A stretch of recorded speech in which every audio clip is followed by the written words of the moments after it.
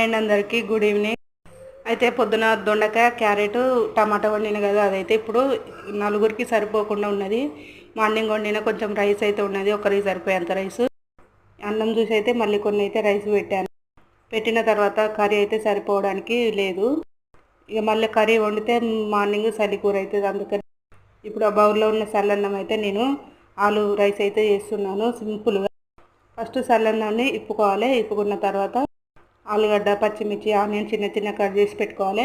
ఆ తర్వాత ఒక ప్యాన్ పెట్టుకొని 2 పావులు ఆయిల్ వేసుకొని జీలకర్ర, ఆవాలు, కొన్ని పల్లీలు కొంచెం అక్కడక్కడ కనిపించాలి, అందుకని ఒక పల్లీలు వేసిన. పల్లీలు వేయకున్నా పర్వాలేదు.